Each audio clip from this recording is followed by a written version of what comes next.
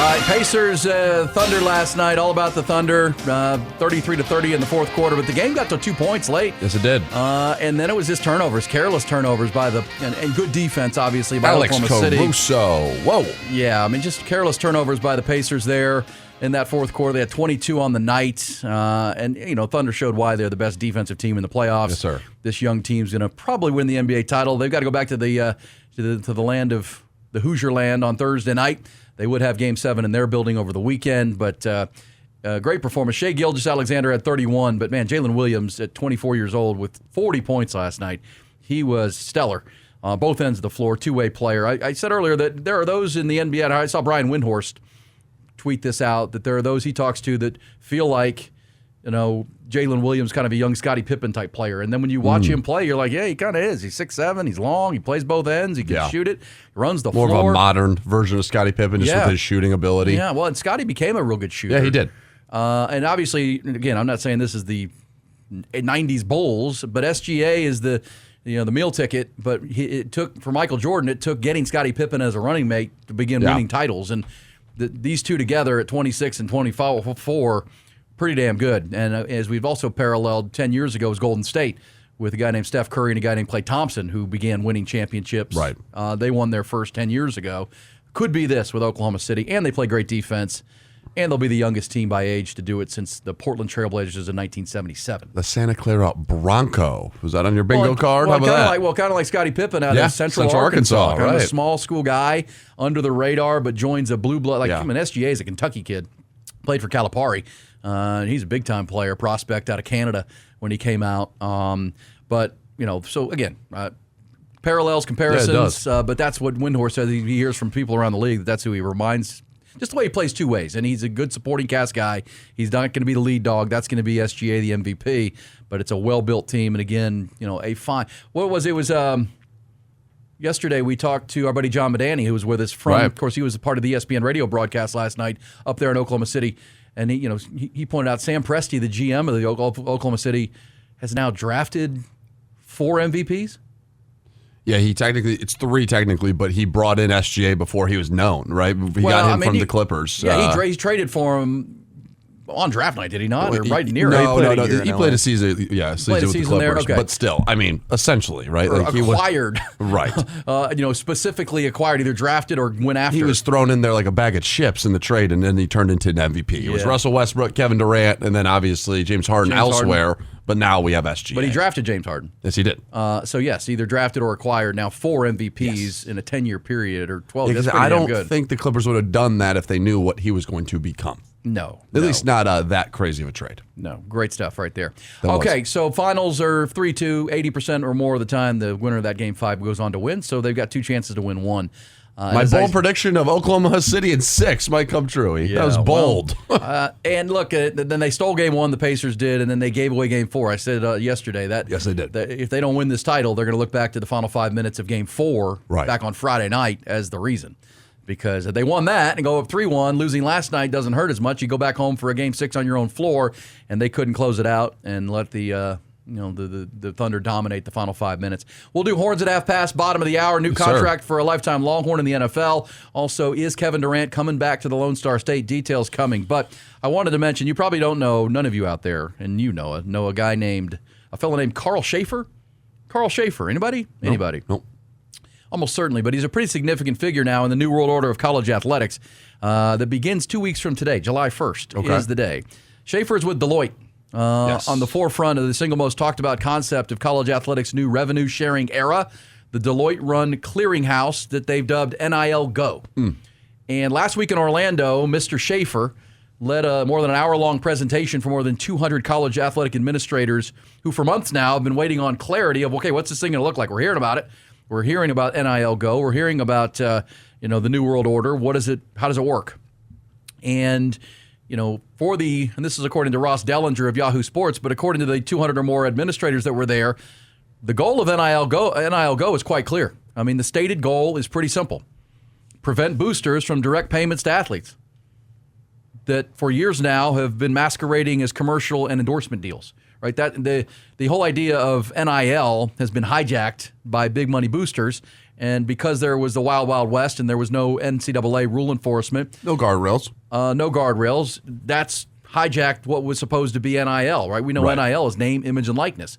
But much like under-the-table payments in the 80s and 90s and forever, big money boosters are going to spend their money how they want, and whether they did it under the table or now over the table. With that big brown bag of cash. But this is what the goal of NIL Go is. Right. They want to, as much as possible, prevent booster direct payments to athletes, pay for play. And so Carl Schaefer announcing this and presenting what it's going to be, the accounting and policing of the NIL Go, along with the House settlement. And look, and again, here's the big picture vision. I think we all know it, but now that there are names and we're 2 weeks out, the accounting and policing of NIL Go and the House settlement combined is seen by the leaders of college athletics as a potential long-term leveling of the playing field for college football and college athletics. If everybody can spend $20.5 million, revenue share every year, and then we're going to actually police these payments and NIL, sure, there'll be haves and have-nots. Like if you play in Austin, your NIL opportunities are much greater than if you play in College Station. Right. Or if you play, wherever your school. That does help when it comes to NIL. Right. But all of the NIL has to go through the clearinghouse, which, of course, will get its inevitable legal challenges. Those are going to begin, without a doubt. But administrators in Orlando at this presentation expressed to Yahoo Sports and Ross Dellinger that there are legitimate reasons why they believe it can have a long-term effect and long-term survival. And that really is the goal. They want to prevent the boosters from running amok, and they want as level a playing field as possible. Like the schools in the Big Ten can make $100 million annually, but there's no reason a school in the Big 12 can't compete with that because we're all spending $20.5 million. Right. We're all having to put all our NIL stuff through an NIL Go clearinghouse. That's the idea. And one of the things that the new NCAA president, Charlie Baker, said last week that he says is different, for people to ask what's different about what the NCAA was able to do and not do in decades previous and now, well, the clearinghouse, a couple things. The clearinghouse, on its face, it has an appeals process. So if your NIL Go, anything more than $600 has to run through the funnel, right? It's got to be put into a database, and it's got to pass the test. We'll tell you what those 3 criteria are in a minute, but it has to pass a test. If it doesn't, the athlete can then appeal that. If it gets denied, they can appeal it. There's arbitration that comes, but then the arbitration, this is really important, folks. The arbitration comes with subpoena power, where before the NCAA had no subpoena power. Right. So the NCAA for punishing would have to do their own investigation, but they get no cooperation. Usually they would rely on media reports, like the media that did a freedom of information and found this piece of information that they could use. But subpoenas, now they're not going to have like courtroom power of subpoena, but if a student athlete appeals being denied for an NIL Go through the NIL Go portal, they can subpoena. They can appeal it. But once they appeal it, that opens up subpoena where the arbitrator can ask them to turn over text messages, emails, phone logs, and they would have to testify before the arbitrator to plead their case, which is big, right? I mean, if there are text messages between a booster and a player and there's emails and there's a chain, previously they couldn't get to that. All that information, right. A media entity had to go find that somehow. Now the new entity, and they're all agreeing to this, that if you submit this $600 or more, you are understanding that it's going to be looked at by the software. And if it kicks out denied, then if we appeal this thing, you can either accept the denial or you can appeal it. And if you appeal it, then you're under this whole subpoena idea. And the subpoenas will be under penalty of law. And again, there will be legal challenges to all this. I understand that. But this is what's been put into place. And officials at the Power Conferences confirmed that the significant subpoena power that exists in the arbitration appeals process gives them expanded authority. It's not courtroom authority, but it is expected to give them a little more insight into, okay, we're trying to clear this out. All right, show us your phone. All right. Where is this money really coming from that you're putting in front of us? What company you're actually working for? And Ohio State Athletic Director Ross Bjork, formerly at A&M, the new A&M AD, Trev Alberts, is also on this implementation committee of ADs. He says it's going to be a new day, at least when he looks at it, and says there's going to be real enforcement. It's going to be a new day. And as I say, there's an agreement now. If you submit this, we can look at it. And we're going to look at all of them. Anything over $600. That is a new world order. That's a whole new day. Can I sit here today and say I know this is going to work and there's not going to be rampant cheating and trying to cheat? Sure, there will be. But, you know. Right. It would be naive not to think that, right? I mean, of course. So as of 2 weeks from today, any deal submitted 600 or more to the clearinghouse has to make 3 determinations once a deal is submitted.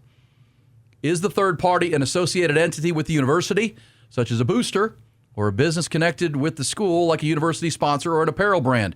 If so, more intense scrutiny is applied in the vetting process. Public companies can, and many of them will, be deemed as associated entities. Is the deal for valid business purposes? So a third-party deal for the name, image, and likeness, what are you doing to receive those funds? Are you doing autograph sessions? Are you doing speaking engagements? Are you doing television commercials? What is your endorsement level with this entity? So is it a valid business purpose? And then is the deal within Deloitte's range of compensation? This is where the most legal challenges are going to come without a doubt. But the range of compensation paid similarly. So, is this fair market value? Right. Like, are you getting $10 million to sign some autographs, which would not be deemed as fair market value. So Deloitte, when they were asked to do this, created the range of compensation through a thorough algorithm using fair market value analysis, comparing similar types of NIL deals struck between athletes and third parties. And as we reported in the past, Deloitte says that, in past evidence, 70% of booster-led deals would have been denied. 90% of deals that came through legitimate businesses would have been approved. So again, this is to root out the booster-led hijacking of NIL. The penalties, they're going to be there. Brian Seeley is the College Sports Commission CEO.